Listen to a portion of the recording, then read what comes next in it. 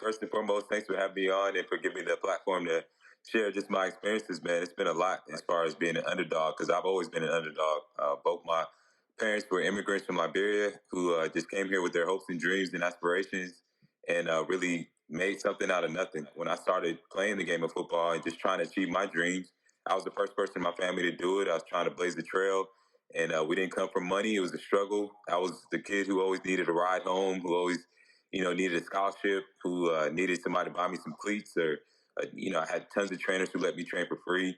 I was labeled undersized, along with my parents not knowing anything about football whatsoever. So there was just a lot of things that were stacked up against me. For me, what I didn't realize is the whole time I was going throughout my career, I was using a lot of things that couldn't be quantified or couldn't be tracked, which involved mindset, which involved that ability to bounce back, which involved, faith, reframing, breathing and being present, all those things I was doing as I was going throughout my career.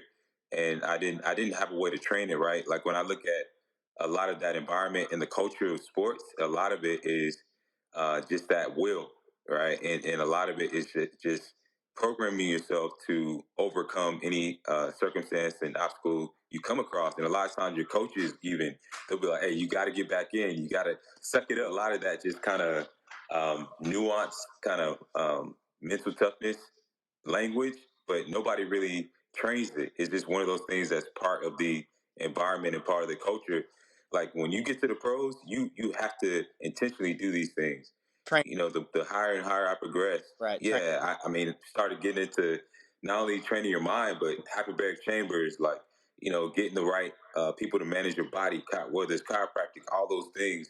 And I realized more and more just how important the mindset was because if you walk out onto the field, and it doesn't matter just with sports and business, you walk into a meeting room and you don't have that confidence, you don't have that ability to be present, you don't have the ability to do a lot of things that we train, then I mean, you're going to be passed up by somebody else. Thing that a lot of coaches and people think that the physical stuff is the mental training, and it's not. Yeah, a lot of times, if a coach can't see it, if he can't track it, if he can't put numbers to it, he's just not going to value it. And being able to approach that coach or that parent and say, hey, this is an actual way we can see your son's growth, whether it's with mindset or being able to visualize or overcome resilience. I think that's a game changer. Things like confidence, resilience, focus, gratitude, those are skills. You can't just walk to an athlete and say, hey, Rennie, just focus. And then you all of a sudden have laser focus. Focus is a skill. You've got to learn how to retrain your brain. You've got to learn how to increase cognitive capacity, cognitive endurance. It's the science behind these skills. These aren't just soft skills that you can just throw out there with lip service. If you want your athletes to be more confident, and you saw it, in the NFL, people see these big, huge athletes and they think they're all just full of confidence. A lot of them aren't. Aren't. When we're in our position in that space of competing and wearing that jersey, yeah, we're confident in everything. But the minute we take that thing off, that's where everything goes with it. We lose that confidence, we lose that ability to focus, we lose that ability to push ourselves and be resilient, man. So I think it's even bigger than once again just sports. Like this is not just something that's going to help you in the workplace. Isn't something that's just going to help you perform, but this is a literal life skill that becomes second nature. So even when you're out of that environment and you're not competing and you're not going hard, you're dealing with a relationship, you're dealing with your child. I got a 14-year-old, right now, and it's tough, and I have to be able to use a lot of these skills too in other areas of my life. We're only scratching the surface as to how this can really impact so many people in so many different ways. Whether it's businessmen, athletes, how can we help them succeed, right, and perform at their best? But then ultimately, the skills that they're learning to do that are skills that they can use when the lights and cameras are off. And I see, I've had tons of teammates. I'm sure you've seen it as well too. It's like they had just one bad episode, man, with a leader or in a relationship, and it's like everything just goes down the drain overnight, man. And it's sad. The world is full of super talented, unsuccessful people.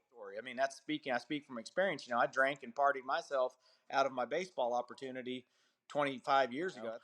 I could be big and tough, out on the field, but man, when I got home, my home life was a wreck and my decision making bad, and that cost me. And I say, you know, 1,000 push-ups doesn't protect a fragile mind. And you were a classic example of that, being an undersized athlete that people ruled out, that they didn't think were going to make it. And your mind and your mindset and your will and your grit and your determination and your mental toughness said, no, hell no, watch this. Say for any parent, for any coach, for any athletic director out there that's really thinking about how they can help their athletes separate themselves, you know, beyond just the weight room and doing footwork training and you know, speed and quickness and agility and all that good stuff. This is the number one way I believe that you can do that, you know, in a way that's not only going to help your athletes on the field, but like we mentioned, off the field as well, in every aspect of their lives. You know, children are dealing with well, children and adults, we're all dealing with so much. One of the stats I saw was that 90% of people are dealing with some type of mental health issue right now, you know, in our society. So this is something that goes beyond just sports and just in the classroom or performance. You know, this is something that is truly needed to save a lot of lives and to help a lot of people. Once again, in that leadership position, you have the opportunity to bring this in and test this out. I really, really would encourage you to give it a try. Just test it out, and you're going to see the difference. And it's not something that's an overnight, you know, a solution. This is something that has to be looked at, as Seth always talks about, as training, which means that has to be done all the time. Just like you train your body, you have to approach this the same way, and it will give you the results, man, and it will lead to success. Understand, like, the cool thing about cognitive fitness and mental training is if you do the right stuff in the right sequence at the right time, the results happen a lot faster.